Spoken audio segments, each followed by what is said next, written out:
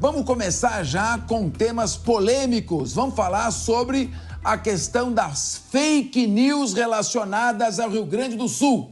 Vamos lá. A Advocacia Geral da União e as plataformas digitais assinaram ontem um acordo, para combater a divulgação de informações falsas relacionadas às enchentes do Rio Grande do Sul.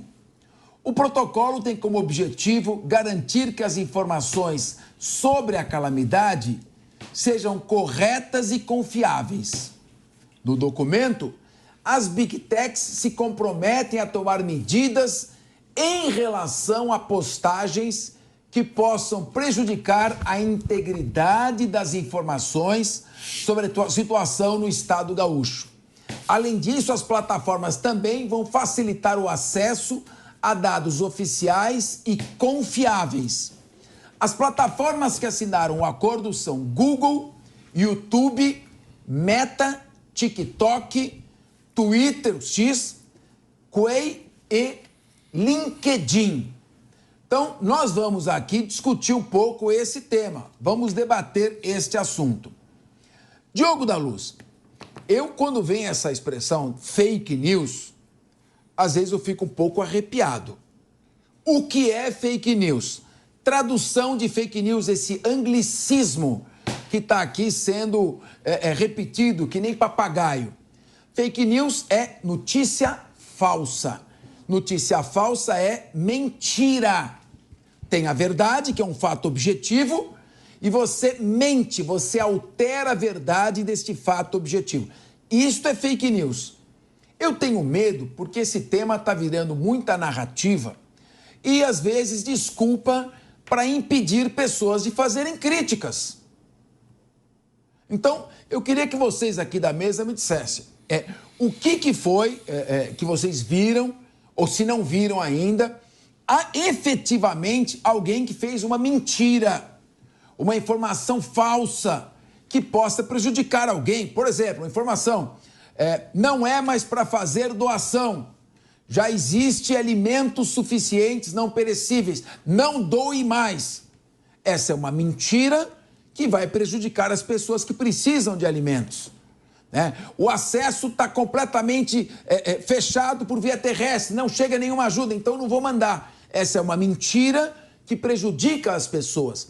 Como separar o que é uma mentira maldosa que prejudica o ser humano do combate autoritário a uma crítica política, Diogo da Luz? Bom, concordo plenamente com você que esses anglicismos só vêm para atrapalhar o entendimento das pessoas. E mentira, ou pode ser engano também, né? Mas mentira ou engano existe desde Adão e Eva. É do ser humano mentir e, principalmente, se enganar. Então, quando tem muitas notícias, há notícias enganadas também, sem dúvida alguma. Mas não tem nada que governo nem redes sociais entrarem para fazer um acordo especificamente, porque não é por aí que vai resolver. O que é preciso, fundamentalmente, é cada declaração que esteja, seja no jornal, seja na televisão, seja no rádio, seja nas redes sociais, tem que ser como aqui. A minha opinião, eu respondo com o meu CPF. Se eventualmente eu viesse aqui de máscara, disfarçado, e desse uma opinião, aí sim poderiam responsabilizar a Jovem Pan, porque eu estaria escondido. Então, o que as redes sociais têm que fazer é não aceitar que pessoas sem um CPF escrevam ou façam vídeos ali, porque aí são pessoas que respondem. Se não, elas próprias deveriam responder. De resto, a melhor maneira de combater falsidades e enganos é com mais informação, com muita liberdade. Quanto mais informação a gente tiver, mais facilidade a gente tem de entendimento. O debate tem que ser aberto. Nada de criar regulações não se resolve. Mas, insisto, é preciso que haja um CPF atrás de quem fala. Wilson Pedroso, eu acho que o Diogo da Luz, no meu modo de ver, resolveu a questão. No Brasil não existe censura prévia. Censura prévia é algo perigosíssimo. O que é preciso é que as pessoas se identifiquem. Tem muito perfil não identificado. A pessoa que às vezes é atacada tem que entrar na justiça para conseguir uma ordem judicial para quebrar o ID da pessoa para saber quem é.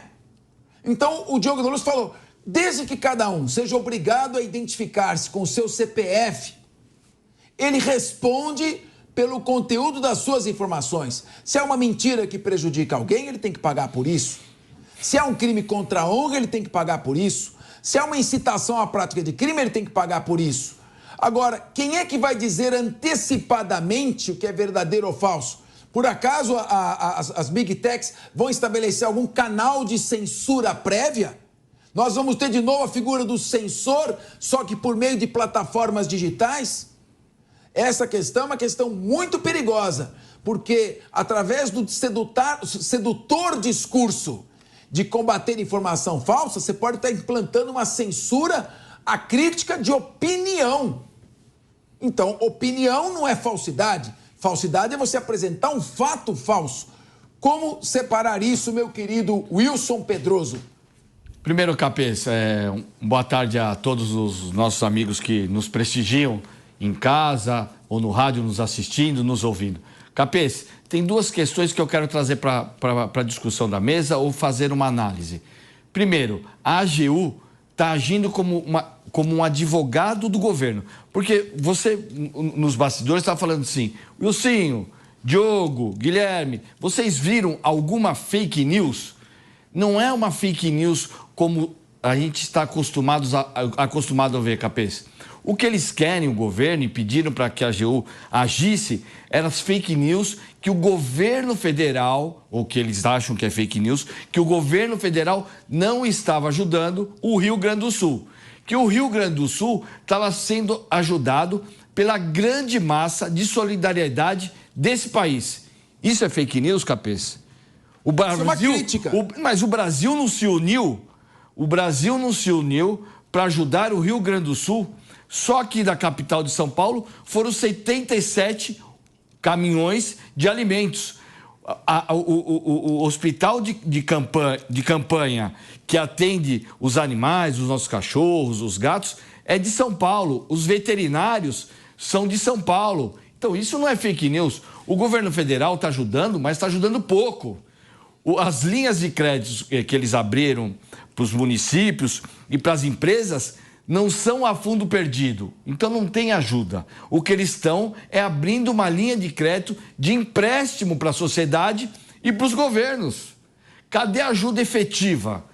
Vamos lá, qual a ajuda efetiva que a gente viu ao longo dessas semanas que o governo federal fez no Rio Grande do Sul, a não ser nomear um ministro, Paulo Pimenta, que me traz certa estranheza, porque ele é de lá, quer ser candidato a governador, ministro da Reconstrução. Não temos nenhuma ajuda efetiva ainda do governo federal, a não ser discurso. Ou se fez, não está sabendo se comunicar. Ou se fez, não está sabendo comunicar. Aí a sociedade que está lá, pé no barro, na água, correndo o risco de lectospirose, está gravando vídeos e está falando aqui, olha, estou aqui, tem ninguém ajudando, é a sociedade. E os nossos próprios repórteres aqui da Jovem Pan mostraram que existiam locais de grande aglomeração, que aí sim, governo federal, governo de estado trabalhando. Mas a maioria dos bairros que estavam alagados, quem estava com barco era um voluntário que levou seu barco, que levou seu... Então teve uma grande ajuda da sociedade. Então isso não é fake news, desculpa a AGU. E um outro ponto que você tratou bem, Capês. Isso que estão fazendo, que a AGU está fazendo, é um grande laboratório. Não só para agora, para as eleições. E aí vai proibir as redes sociais de outras notícias. Eles estão fazendo um laboratório e vão aproveitar esse laboratório para cada vez mais amordaçarem as Big Techs.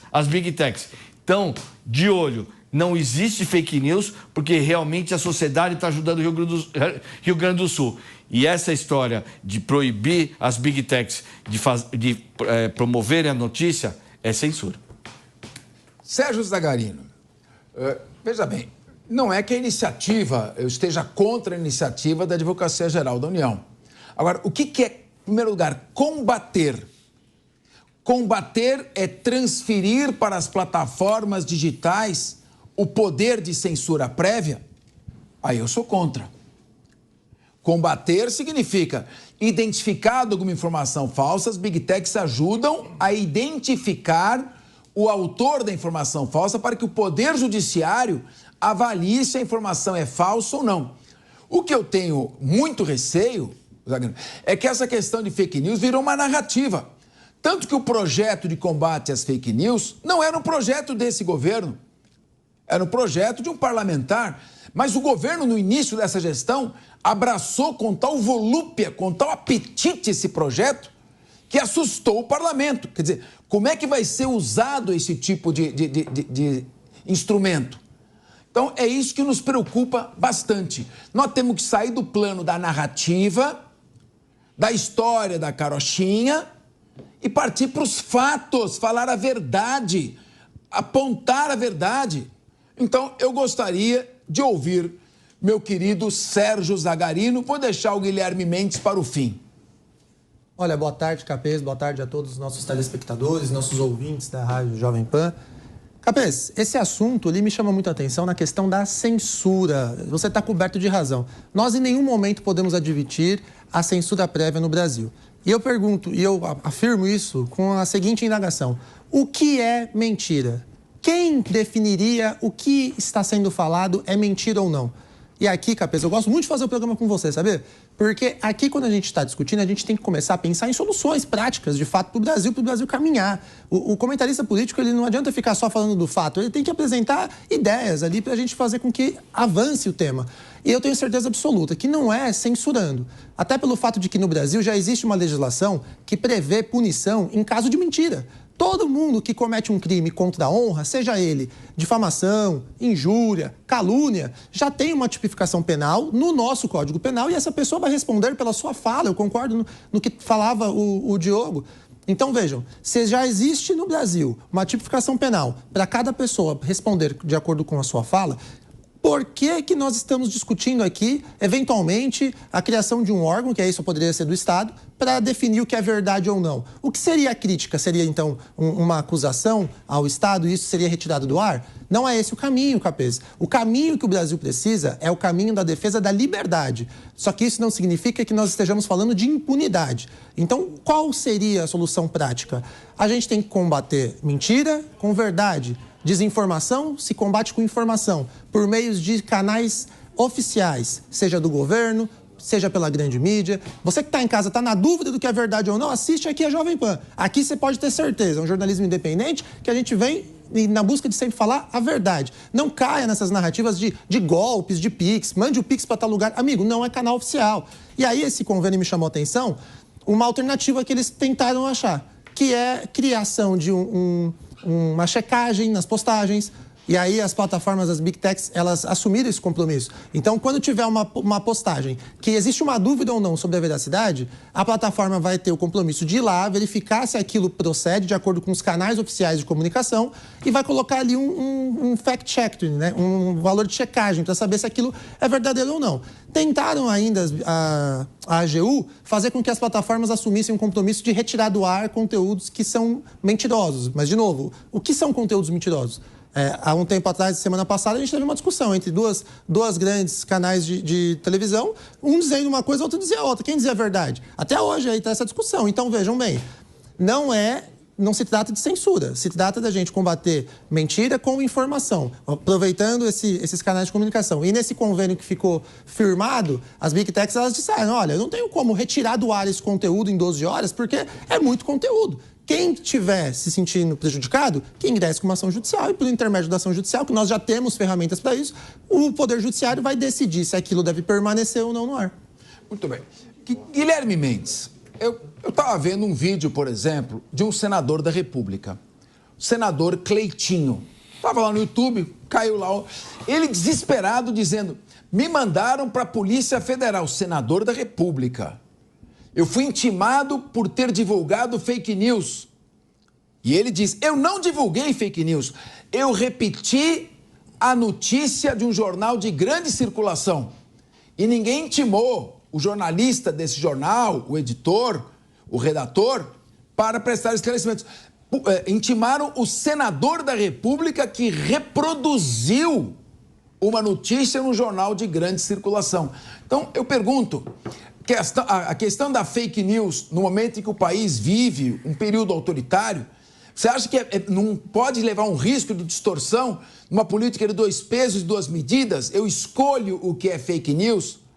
Então eu queria ouvir você, e você, Guilherme, que é um brilhante advogado, competente, eu queria que você eu vou tentar ler o que está escrito na Constituição e eu quero ver se eu li errado ou não. Você me corrige. Tem o artigo 220, parágrafo 2º da Constituição Federal? Pode colocar na tela, por gentileza. Muito bem. Parágrafo 2º, sobe um pouquinho. É vedada toda e qualquer censura. Está escrito na Constituição Federal. Não é num regulamento, não é num decreto, não é numa resolução, não é num regimento interno. É na Constituição Federal. É vedada toda e qualquer censura, que é a censura prévia, de natureza política, ideológica e artística. Guilherme Mendes, em primeiro lugar, como vai ser feito esse combate? Vai ser feito através de uma censura prévia feita por um técnico de uma plataforma digital que não passou sequer perto de uma faculdade de direito? Esse controle vai ser feito por quem? Vai se criar um órgão censor, mais um, para verificar o que as pessoas estão falando? Ou vamos exigir a identificação daquele que usar uma rede social para atacar a honra de alguém, para estimular a prática de crime ou para falsear a verdade objetiva de um fato com o fim de prejudicar alguém? Guilherme Mendes, eu quero te ouvir. Boa tarde, Capês, amigos da audiência, meus colegas aqui da mesa. Olha, são muitas coisas para falar, eu anotei algumas aqui, certamente vou deixar passar outras, mas primeiro fato. Está se tentando dar um ar de que isso é uma interferência estatal nesse acordo, e veja, como o próprio nome diz, é um acordo. As Big Techs poderiam simplesmente não concordar e não haveria acordo.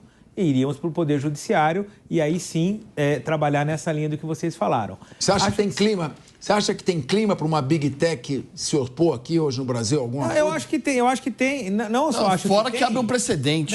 Não só acho que tem, que as Big Techs, mundo afora, normalmente não se curvam a isso. Então, quer dizer, há um acordo dada a excepcionalidade. Aonde que elas não se curvam a isso? O quê? Aqui no Brasil mesmo não se curvam. Não, no mundo afora, você falou. Eu concordo. No mundo afora, não. E no Brasil também. Veja bem. Como você bem disse, e aqui o Diogo estava para dizer, uma pessoa para conseguir tirar um conteúdo do ar, muitas vezes que está o difamando, é dificílimo. Tem que se recorrer ao judiciário, esperar uma decisão liminar, depois dessa decisão vão dias para que a plataforma cumpra, enquanto isso seu nome está lá sendo difamado e a sua reputação dilacerada. Vai você tentar tirar um conteúdo do ar? Sim, mas isso é para qualquer do povo, né? Exatamente. Isso é para nós, mortais. Agora, nós estamos falando aqui de um acordo sobre uma tragédia. Vamos deixar bem claro. Nós estamos falando de uma situação excepcional, onde pessoas estão morrendo, onde um Estado foi destruído e gente querer divulgar notícia e fazer política com base na desgraça dos outros é de uma canalice sem precedentes. Você me perguntou sobre fake news e eu só vou citar duas aqui. A primeira a respeito do decreto do prefeito de Canoas que podia expropriar determinados bens. Quais eram os bens? Cesta básica. Por quê? Porque o comércio local estava inflacionando o preço da cesta básica para o pessoal passar fome e eles ganharem dinheiro.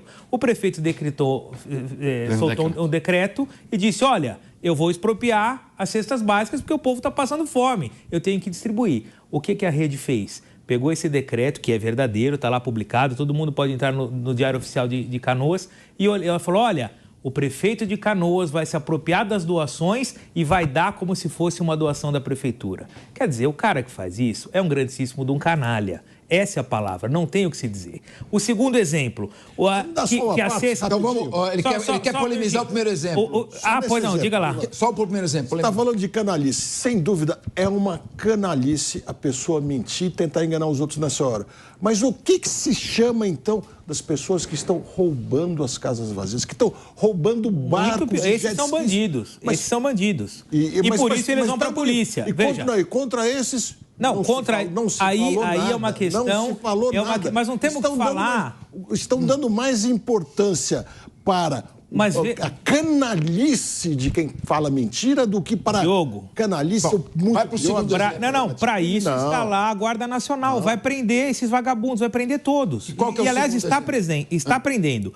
O segundo exemplo, se você está em casa, joga no Google, de que as cestas básicas estavam sendo pegas pelo governo e redistribuídas com o logo do governo federal. Outra canalice. Por quê? Isso não está acontecendo.